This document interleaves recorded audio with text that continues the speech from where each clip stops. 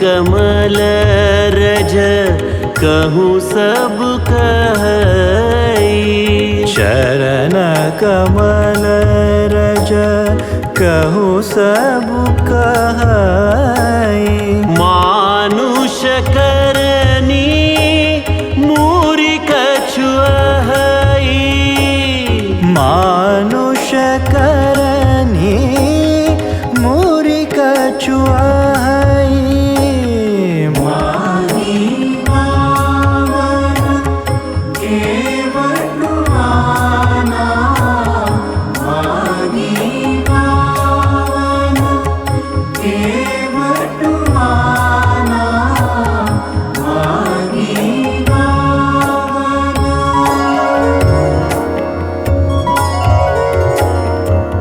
प्रभु रामचंद्र, माता जानकी और लक्ष्मण सुमंत्र को विदा कर गंगा जी के तट पर आए हैं। देखिए, वैसे तो मेरे प्रभु रामचंद्र सच्चिदानंद है, लेकिन वह मनुष्य लीला कर रहे हैं। जब सुमंत्र ने प्रभु रामचंद्र को कहा कि अगर आप अयोध्या वापिस लौट नहीं आओगे तो राजा दशरथ अपने प्राण संभाल नहीं पा सकते। फिर भी जब सुमंत्र अयोध्या लौट रहे थे तो प्रभु रामचंद्र जो त्रिकालज्ञ है, क्या वह नहीं जानते थे कि सुमंत्र के रूप में राजा दशरथ का काल ही अयोध्या जा रहा है।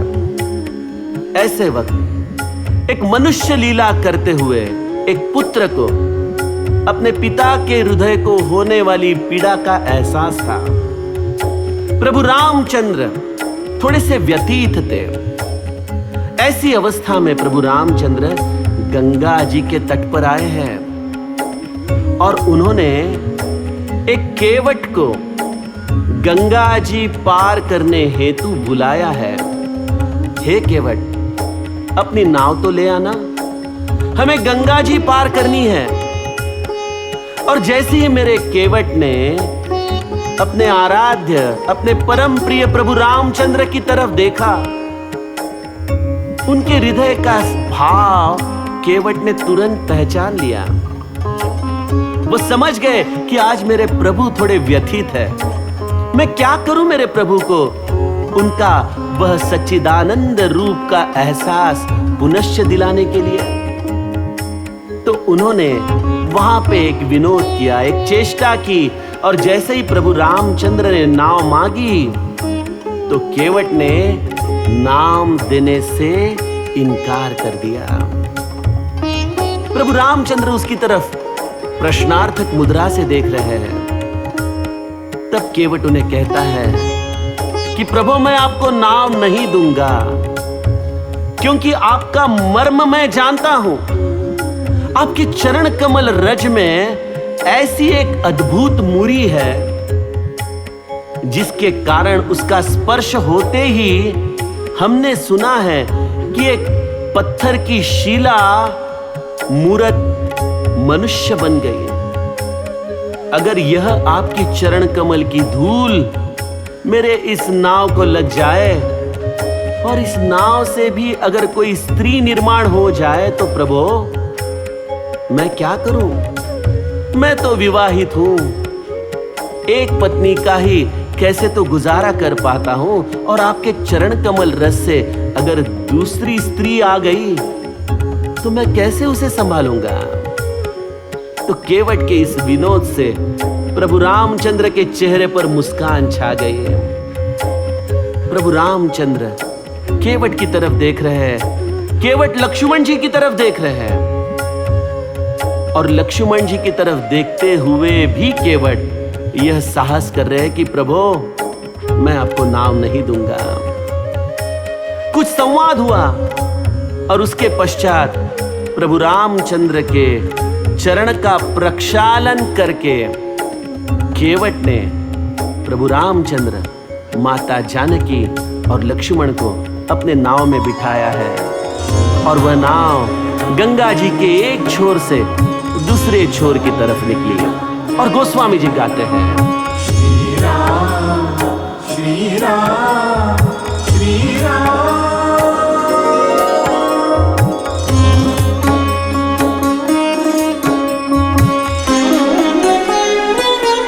जासु नाम सुमिरत एक बारा, जासु नाम सुमिरत एक बारा, उतरहि नर भव सिंधु अपारा, उतरहि नर भव सिंधु अपारा।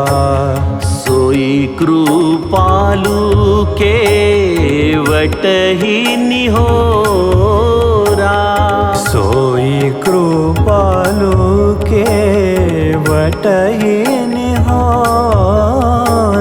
जेहि जगु कीयति हूँ पगहु ते थोरा, जेहि जगु कीयति हूँ पगहु ते थोरा।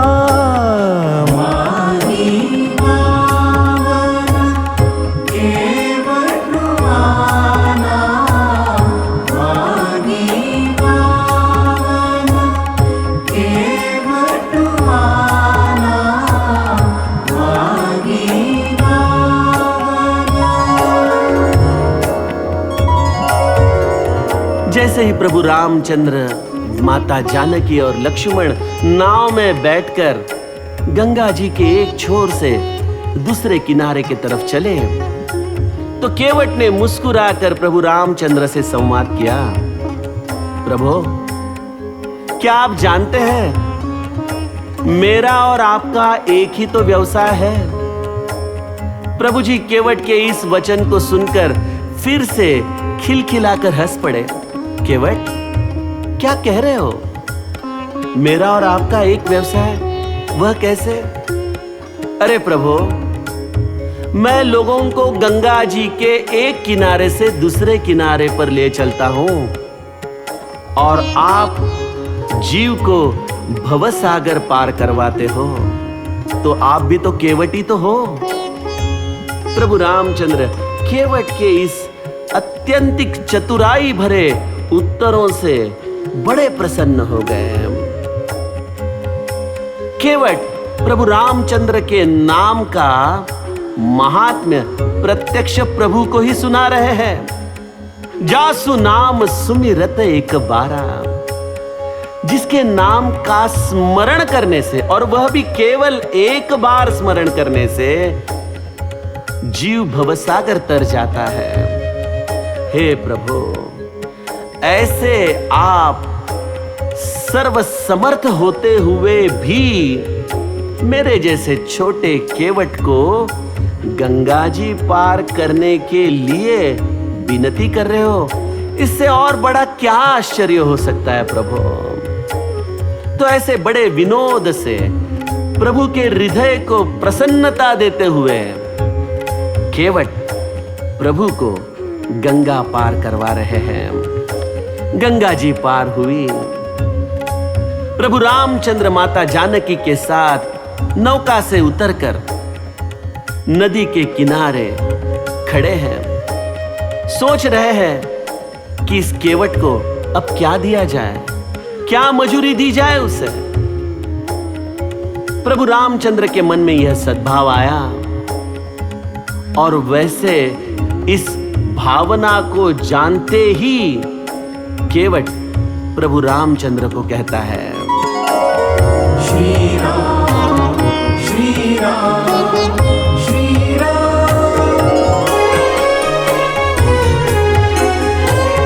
नाथ आजू मैं काह न पावा, नाथ आजो मैं काह न पावा, नाथ आजू मैं।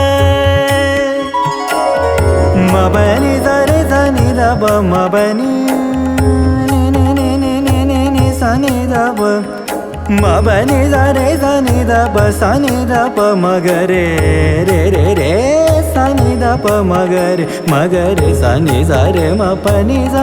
नाथ आजो मैं काह न पावा, मिटे दोष दुख दारिद दावा, मिटे दोष दुख दारिद दावा। बहुत काल में कीन्ही मजूरी, बहुत काल में कीन्ही मजूरी, बहुत काल में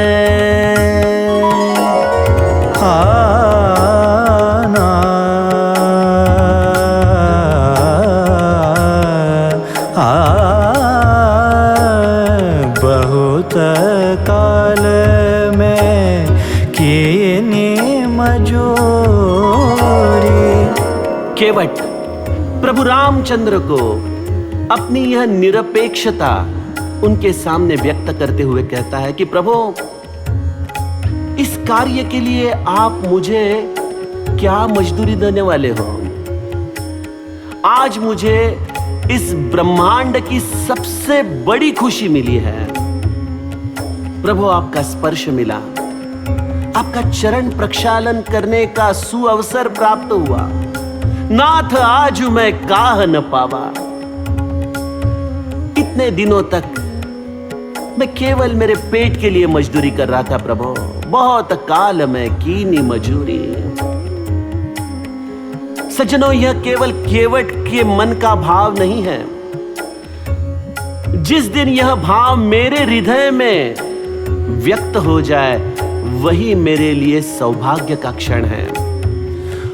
हर जीव अपने पेट के लिए जीता है, उसके लिए मेहनत करता है, अपने स्वयं के सुख के लिए वह हर घड़ी श्रम करते रहता है। लेकिन जब एक निस्वार्थ भाव मन में प्रकट हो, जब इस ब्रह्मांड का स्वामी स्वयं आ जाए और उस ब्रह्मांड के स्वामी को छोड़कर उससे प्राप्त होने वाले सुख को मांगने की चेष्टा कोई जीव करे, तो उससे दरिद्रता और किसी के पास नहीं हो सकती है।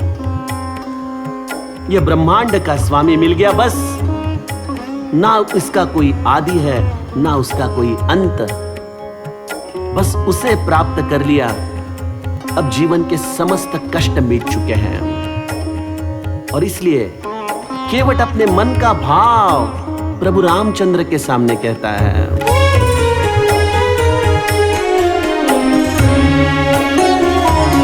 बहुत काल में कीनी मजूरी, बहुत काल में कीनी मजूरी, आजू